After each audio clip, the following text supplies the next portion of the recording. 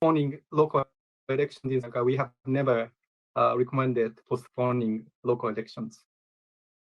Turning to anti-corruption diagnostic exercise. So I'd like to perhaps highlight a few things. This is a diagnostic assessment analytical report produced by IMF Governance Mission. And the mission is indeed almost started. It's a diagnostic exercise with the government and strong coordination engagement with stakeholders, including civil society. The objective is to examine the severity of corruption in Sri Lanka and identify key governance weaknesses and corruption vulnerabilities. And it will also assess the adequacy of the anti-corruption framework and policies that is needed to address corruption vulnerabilities.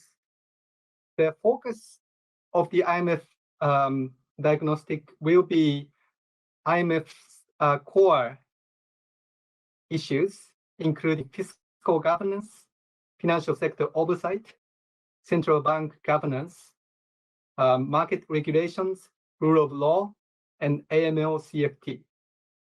And I'd like to finally say that this report is going to be published by September 2023. This is one important milestone of the program and agreement with the authorities. Thank you. Thank you, Peter. Thank you, Masahiro. We have more questions. First one, Archana Shukla. Archana, please go ahead. Hi, I'm Archana Shukla from BBC World News. I have two questions. One, what are the targets that the IMF has put on the debt treatment procedure for Sri Lanka when they talk with their private and sovereign creditors? So I understand there are certain targets and milestones that the country has to achieve to get the next tranches of the bailout loan. So in that, what is it for when it comes to debt treatment and the debt restructuring talks with creditors? The second question is, what are the targets that have been set on achieving what levels of inflation and growth for the country? Thank you, Archana. Let's take one more from Jenny Ravello from Devex. Jenny, please go ahead. Hi, thank you for the opportunity. Yeah, just to follow up on that question as well about debt restructuring, if you can tell more about that, what's next on that front. And also just a question maybe on presidential elections. Is IMF in favor of having presidential elections maybe sooner in Sri Lanka? Thank you so much. Thank you. And next, Marwan from Nikkei Asia. Marwan. Can you hear me? Yeah. It's about your austerity measures. I mean, the IMF is presenting a new face when it comes to helping the vulnerable communities, which is a shift from what you did in '97 after the Asian financial crisis. But if you look at what has unfolded in Sri Lanka over the last year, clearly those at the lower end of the economy are feeling the pain as a result of the rupee collapsing. Borrowing costs have gone up. The price of electricity has gone up. So on one hand, on paper, you seem to be generous.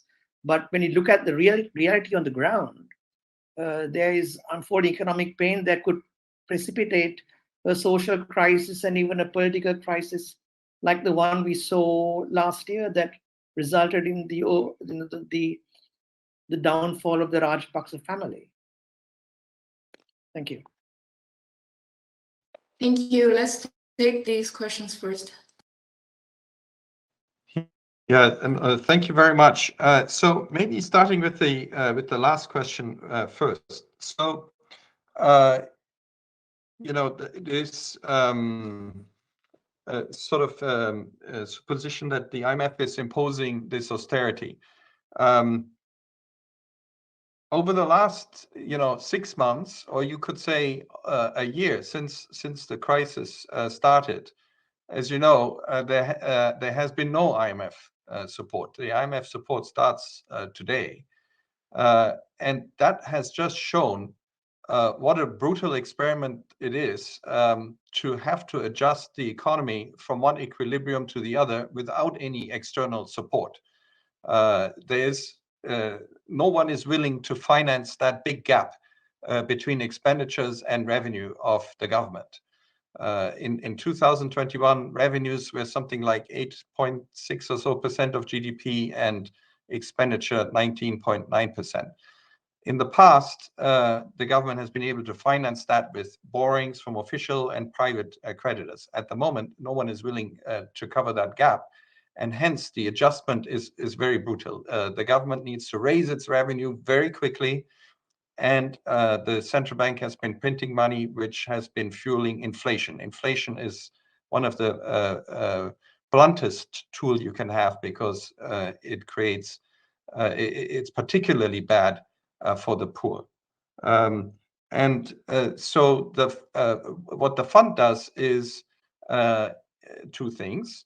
One, it supports the authorities in adjusting their policies to correct these imbalances, and it provides some financing that cushions this adjustment, that allows this adjustment to take a little bit more time than it would if there were no external support at all. And by catalyzing additional support from other multilateral institutions, this cushion gets a little bit bigger. So I just wanted to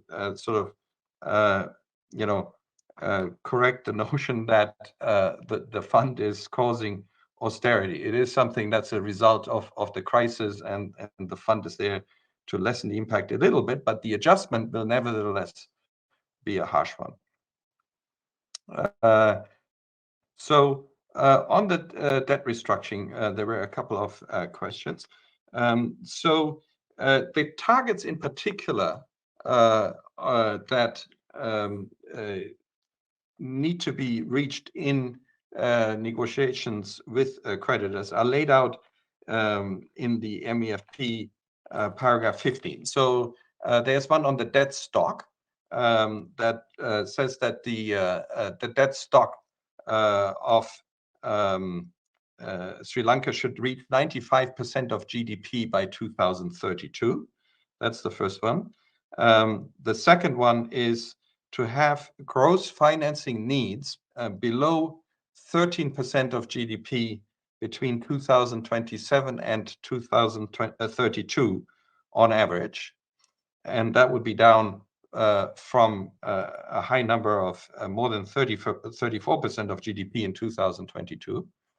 And the third target is to have the central government's annual debt service in foreign currency below 4.5% of GDP in every year between 2027 and 2032. And that's down from more than 9% of GDP in 2022. So then also to respond to the question of what is next in the debt restructuring process.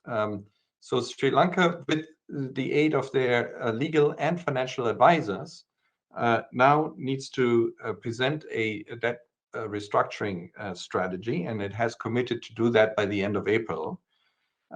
This strategy it would use to approach its creditors to negotiate restructuring consistent with these targets. Reaching these targets would mean that we would consider the debt sustainable. And the official bilateral creditors have given their assurances that they will negotiate a restructuring consistent with these terms. Sri Lanka has already engaged in discussions with their commercial creditors. And it should be noted that they have actually sent an unsolicited letter, at least a subgroup of them, that gives their assurances to do the same. So it will now be important to expedite this process to go forward. Let me stop here and hand to Masahiro on the other questions. Thank you, Peter. So presidential elections, maybe the first one, let me first address it. So again, I'd like to repeat that we IMF, we do not intervene in any country's electoral governance processes. And then the question of election, no matter what, if national or local, is a matter for the Sri Lankan government and Sri Lankan people. And secondly, okay, targets on inflation and growth. The IMF does not put the targets or agree on targets on growth, because economic growth depends on many things, and it's not within the control of the authorities.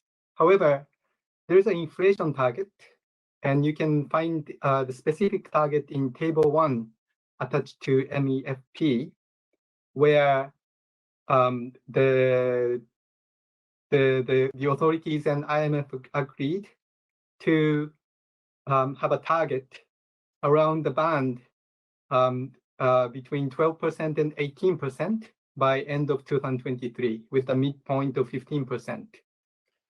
If the actual inflation is not within this band, there will be consultation either with staff or with the IMF Executive Board. That's how that's how the inflation target and consultation and review are constructed for this program. Thank you.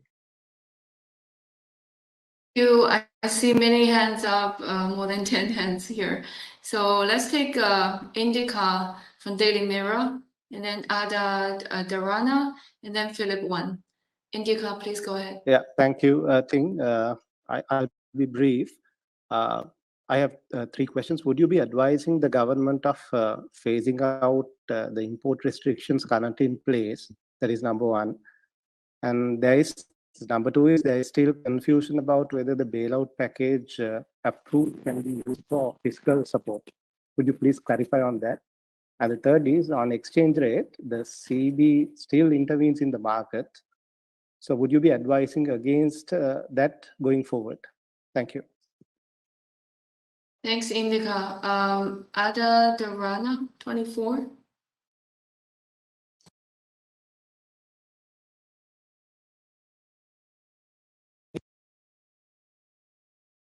I'm Kalindu Karunaratna from Ada Darana. My question is, now the trade unions in Sri Lanka are opposing the new tax policy of the government, and they are urging the government to amend the policy. Recently, trade unions carried out an island-wide strike against the payee tax as well. Now, the government has informed the trade unions that it will consider changes to the tax policy after the first review of the IMF program. What is the IMF's official stance on this? Will those changes, if they are made, affect the agreement between the government of Sri Lanka and the IMF? Thank you. I see we already have 4, but let's try to take another one. Philip One, please kindly be brief. Yes, hi. With regard to China's financing assurances, what were the elements lacking in Exim Bank's initial January letter, and what changed specifically in the March letter? And does it contain a specific commitment to restructure, or is there still wiggle room on that front? And were there any concerns that China had that contributed to this delay, and what changed their mind? Thank you.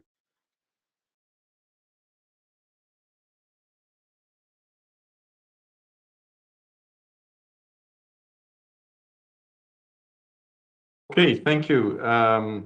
That is quite a set of questions. So,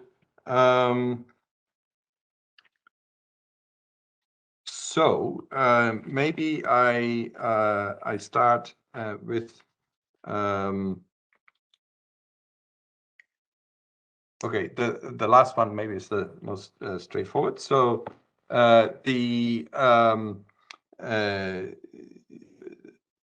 the specific point of in discussions with official bilateral creditors was to obtain what we call specific and credible assurances.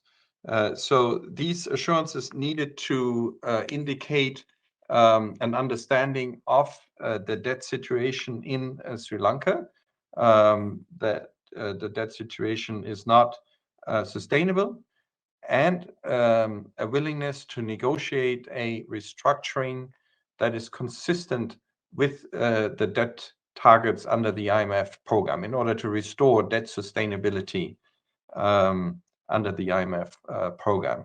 And so that it took some time. I mean, there were efforts already starting in last summer when we were there. The Sri Lankan authorities started engaging with their creditors, with their official bilateral creditors. I should clarify that these financing assurances are needed from official bilateral creditors. There have been 3 meetings between the Sri Lankan authorities and the official bilateral creditors last fall, where information was presented, lots of data was provided to the creditors. So this process went on for some time in terms of discovery of information. And then early this year focused specifically on the questions of obtaining these specific and credible assurances. And there was engagement from the authorities with their creditors and also from the IMF staff and management at all levels. The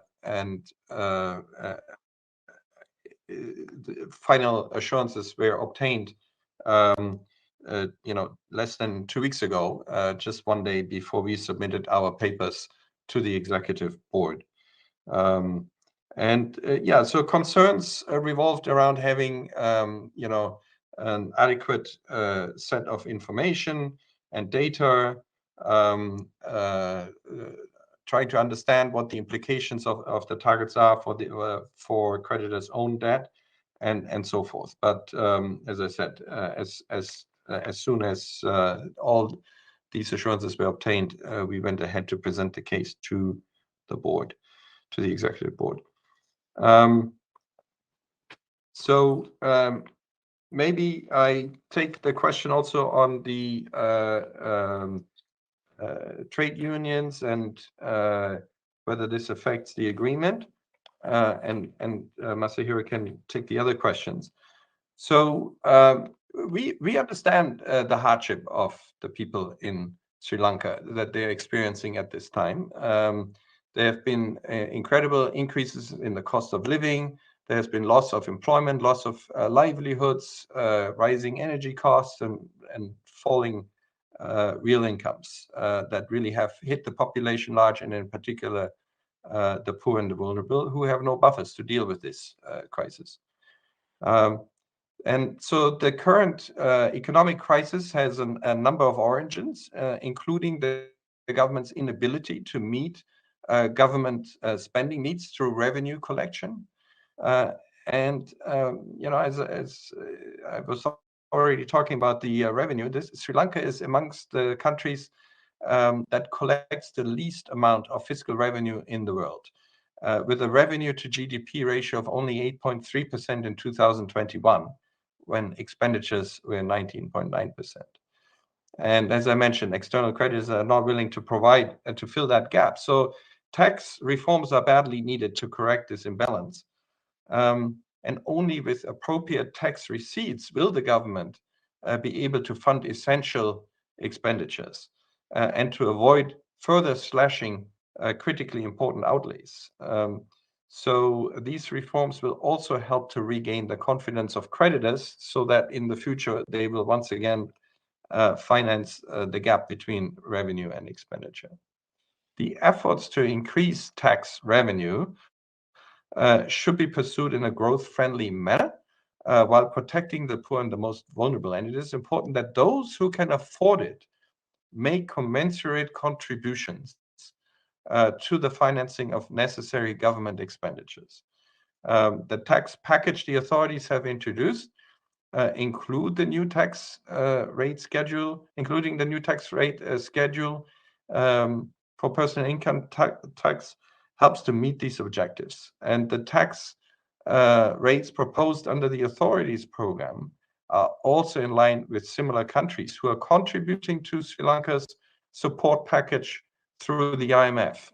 So it's important to remember that there are many countries out there who have income levels that's comparable or maybe less than Sri Lanka, with much higher income tax rates. And so they are looking to Sri Lanka to implement appropriate reforms.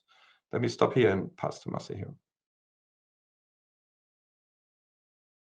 Peter, let me address the remaining three questions. So first of all, whether this time the EFF supported program is for fiscal support or not, the answer is yes, this is for the fiscal budget support.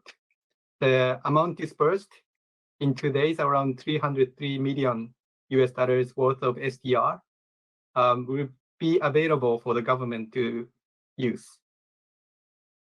Secondly, on import restrictions, so the agreement under the IMF program agreement between us and the authorities will develop a plan for the phased removal of import restrictions, exchange restrictions, and other restrictions related to balance of payment. And that plan is due by June 2023. So this is a plan, but this shows one important implication of IMF-supported program. It allows the country to gradually normalize its balance of payment so that these restrictions can be relaxed gradually over time. And then over time, under the program, Sri Lanka will rebuild its international reserves, so that that will also help normalization of balance of payment transactions. So that leads to resolution of balance of payment problems. And that leads to the question on exchange rate intervention question. The authorities commit to implement flexible exchange rate, meaning that it will allow market to determine the exchange rate, with the intervention restricted to adverse market conditions. And another important feature of the program is that the central bank commit to purchase foreign exchange US dollars amount of 1.4 billion US dollars in 2023. It's an outright purchase from the market, foreign exchange market. That will help rebuild the reserves. And for that effort, allowing exchange rate flexibility is going to be important. And that is why the exchange rate flexibility is one important pillar of the program. Thank you. Very much, Peter Masahiro. Let me take one question from news first. Sofik Fazan. Sofik. Hi, my question is, the IMF statement that was released early this morning speaks about a social security net for the poor and vulnerable.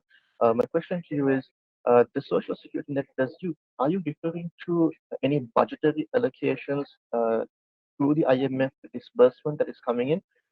If so, which tranche would it be? And if it is not going to be from the IMF disbursement, how do you plan on advising the government to address the social security net issue for the poor and vulnerable? Thank you. Thank you. Next one is Shiha Anis from Economy Next. Thank you. I have two questions. One is about the anti-corruption framework. Does this include STAR, the asset recovery, from the other countries? Because this has been much spoken in the anti-corruption moves in Sri Lanka. So does this also include the UN based policies to recover the stolen money from the kept in the other countries? That's my first question. Second question is, where do you think the hardest policy will come? Now, already Sri Lankans are struggling on the public sector, reducing the public sector size. So where do you think the hardest the policy issues or the concerns will come in this program? Thank you. Thank you, Shiha. Let me also take Meera Srinivasan from the Hindu. Meera, please go ahead. I have two questions. The first is a follow-up to my colleague's question on the taxation and the ongoing protests. So when the staff level agreement was announced in September, the IMF suggested that Sri Lanka should also consider a wealth tax in addition to a progressive tax regime. So is that a line that the IMF is still pushing? Is a wealth tax on the cards? My second question is, within Sri Lanka, there is a growing concern about the space for dissent. We see frequent protests against austerity measures, and also instances of police and others dressed in military gear firing tear gas and water cannons, including at school students recently. So will the IMF continue engaging with Sri Lanka irrespective of these concerns domestically? Does it matter to you? Thank you.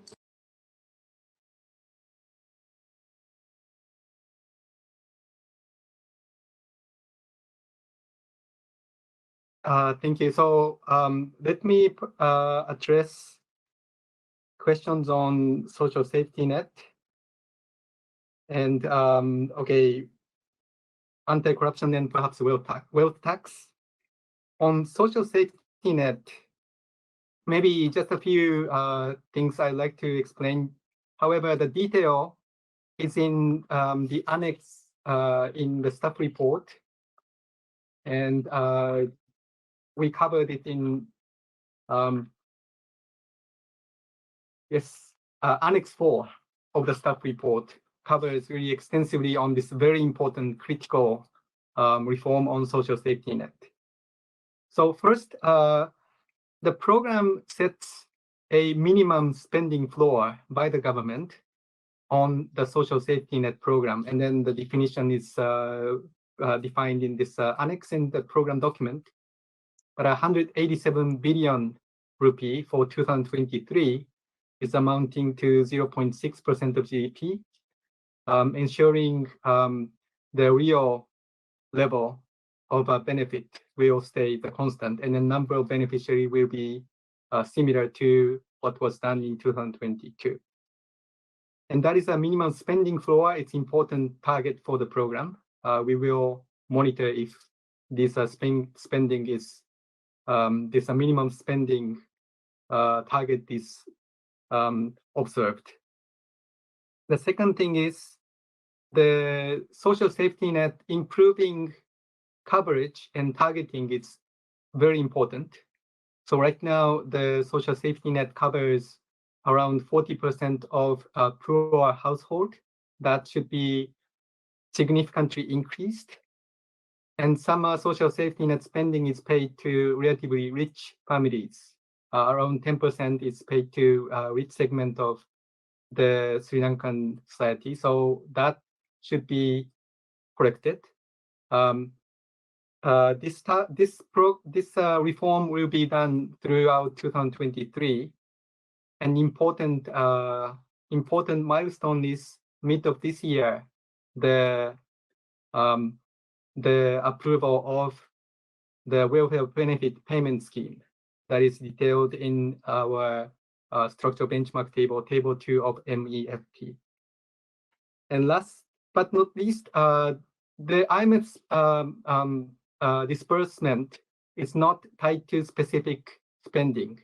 That is a difference perhaps from other program or project loans from other international creditors or lenders.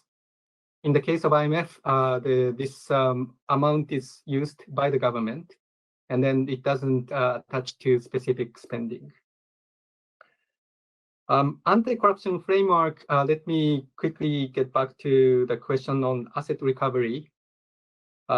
Here, again, we cover this important topic, anti-corruption and governance issue in one of the annex.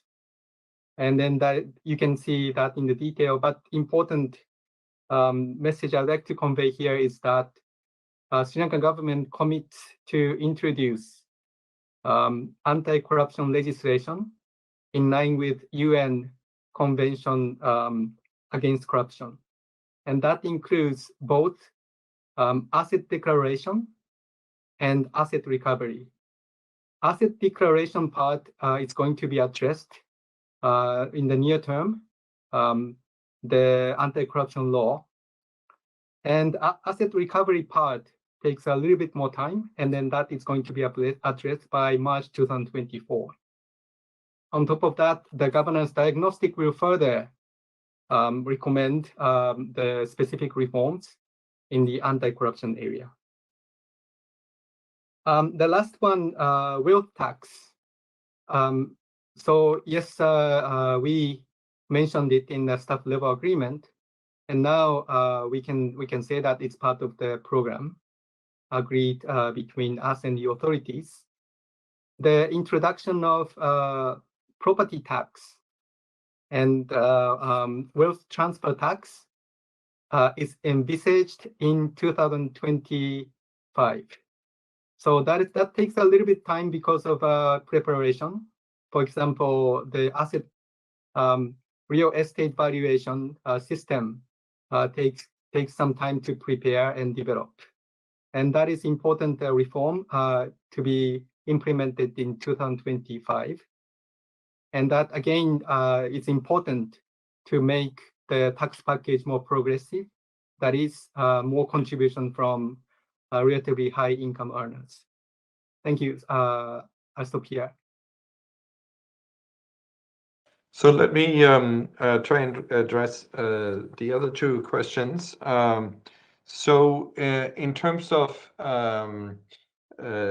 space for dissent, yeah, that type of questions.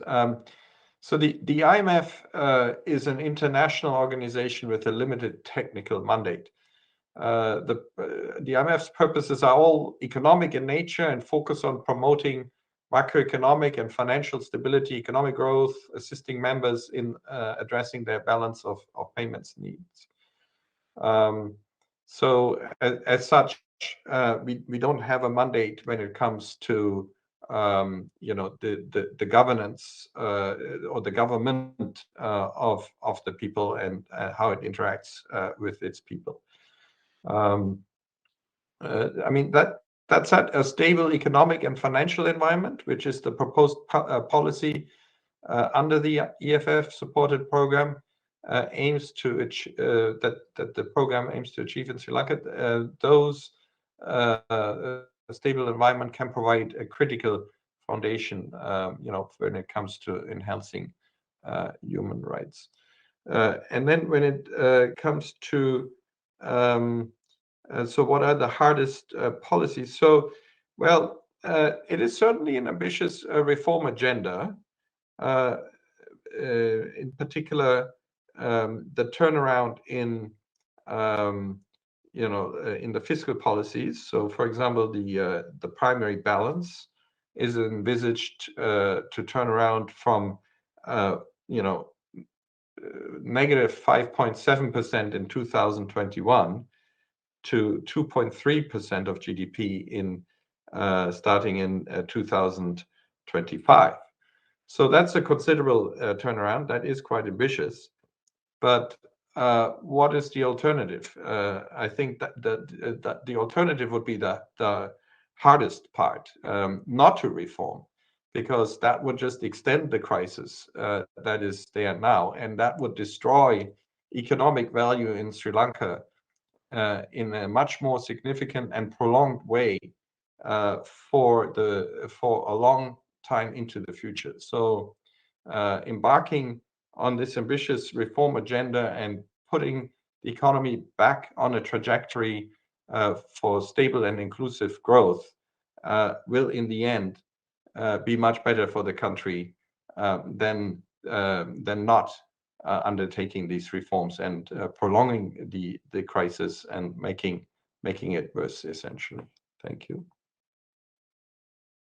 Peter Masahiro, we're running out of time, but I see there are still many hands there. So let's take as many as possible and try to address these questions. Amal from AFP. Amal, please go ahead. Thank you.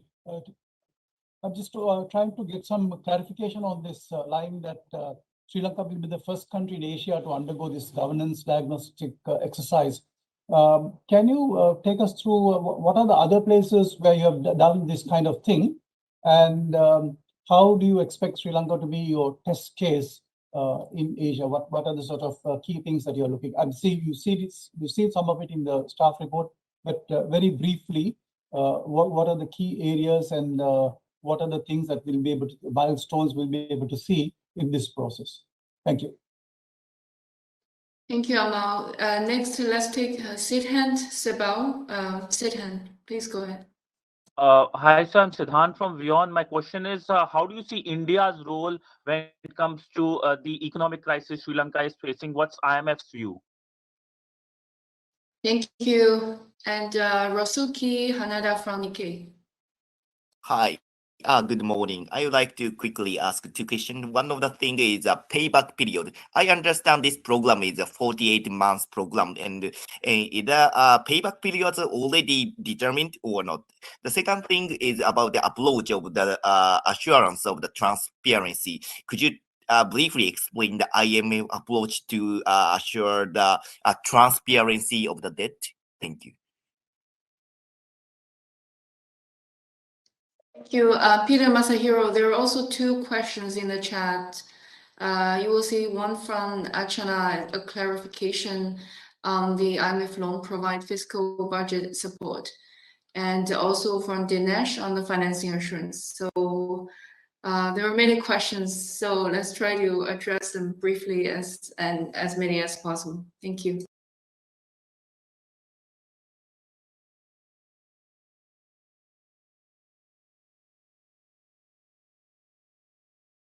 Thank you. So yes, let me address the question on governance diagnostic. Yes, this is the first one in Asian Pacific.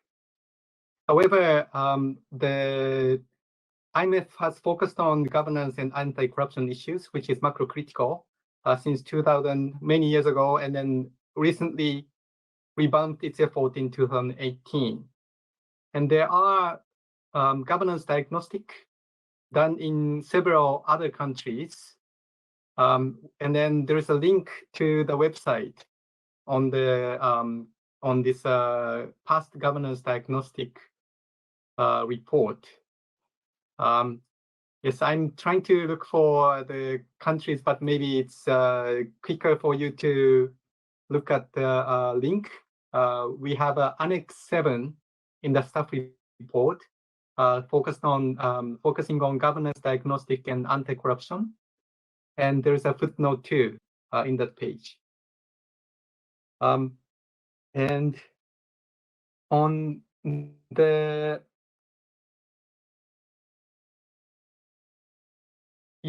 budget support, the IMF financing can be used to ameliorate funding pressure for the government. So for the government, the government can transform the IMF disbursement into rupee, and then use that for government expenditure or repaying government loans, for example, treasury bill and treasury bond.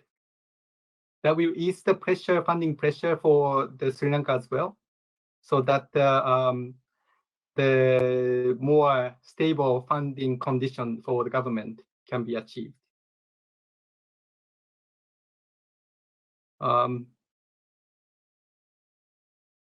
So maybe I'll turn to Peter, and then and then I can also address any remaining questions. Thank you.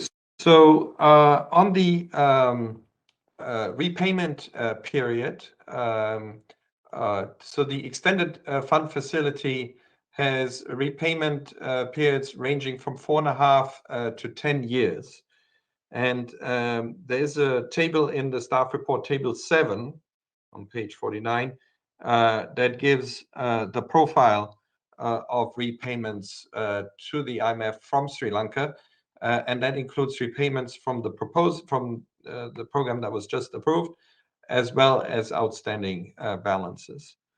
Debt transparency is very important in order to actually get creditors to agree to a debt restructuring. And in this context, the commitment in the open letter that the president has written to official bilateral creditors includes a very strong commitment to transparency. So that will bode well for the negotiations. And indeed, some time ago in the fall, the authorities have already posted on their website all of their external loans on a loan-by-loan basis, and they have assured creditors that this is all of the external debt that they have. So, there have been strong efforts in this regard. India's role, well, it would be the same as any other creditor country. India is one of a number of official bilateral creditors, and official bilateral creditors have, including India, have given their assurances that they will negotiate a debt treatment with Sri Lanka that is consistent with restoring debt sustainability under the IMF program. And then, of course, India, just like other countries, is also a member of the IMF and playing an important role there. I see the question that Ting pointed us to in the chat on no financing assurances have been given by domestic debt holders. Will the IMF deem it fair that total debt is reduced without including domestic debt stock? Treasury interest rates have been inflated as of late. So, as I mentioned, it is up to the authorities to decide how they will meet the debt targets that we talked about earlier in this conference. Of course, what matters a lot is that reaching these targets should not cause more damage than it does good. And so it will be very important to pay close attention to financial stability. So announcing this debt restructuring strategy sooner rather than later will also hopefully help address the concern of the high treasury interest rates at the moment. And the authorities have committed to do so by end April.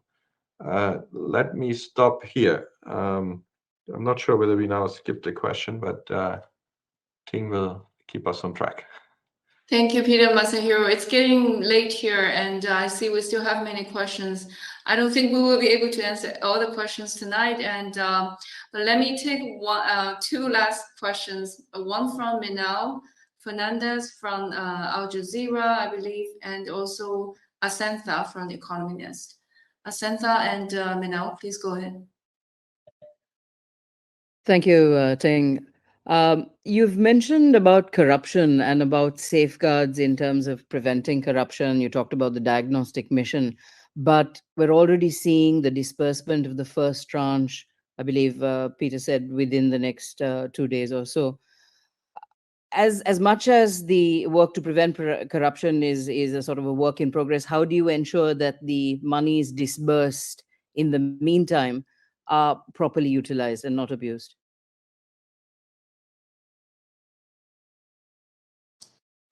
Asantha?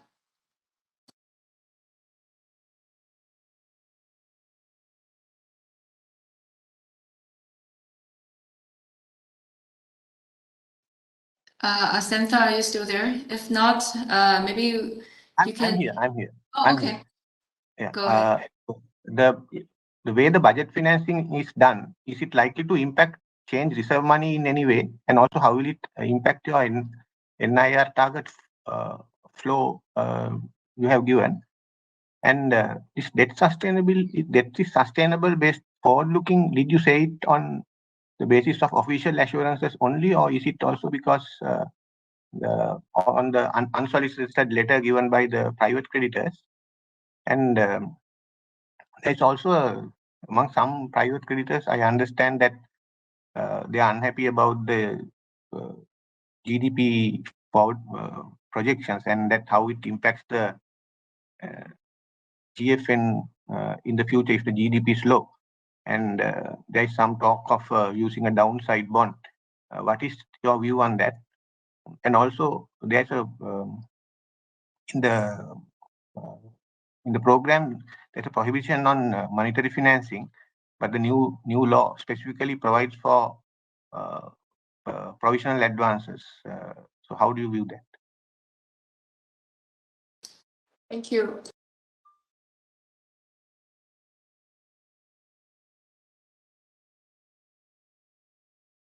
Okay, thank you very much. On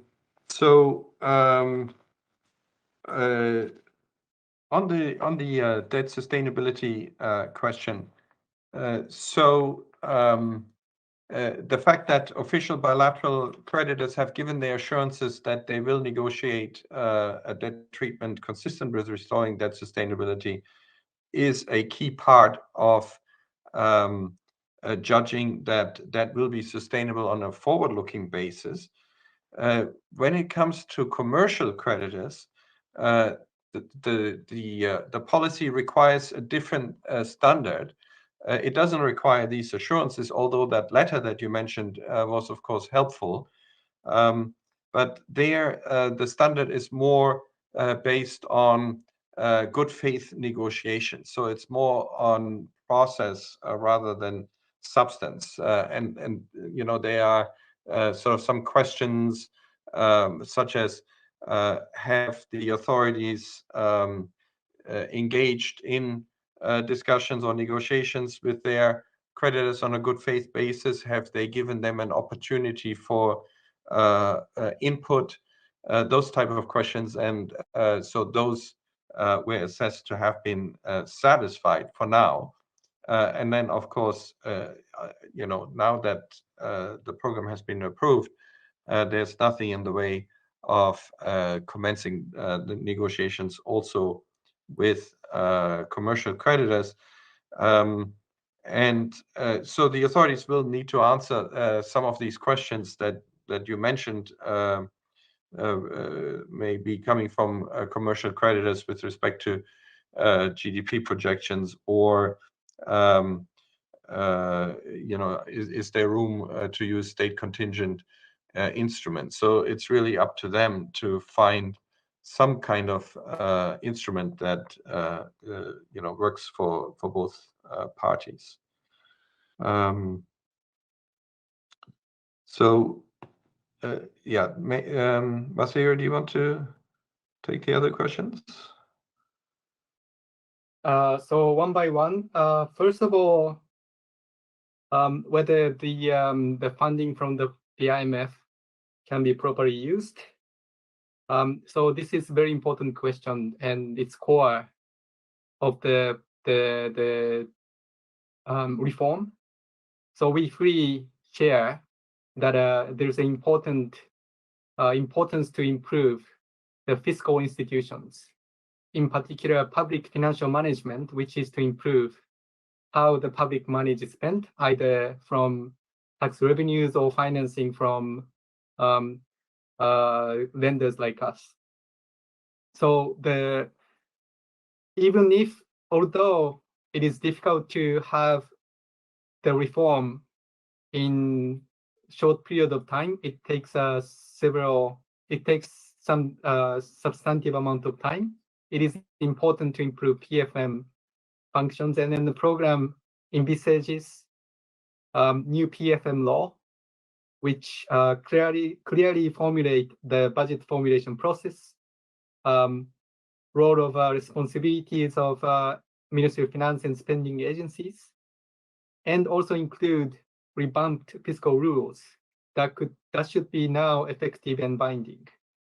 And that is one example. And then other example is that the commitment control, expenditure control, potentially through e-procurement, and improvement in public investment efficiency by improving appraisal of capital projects. These are all envisaged in the program to improve fiscal institutions.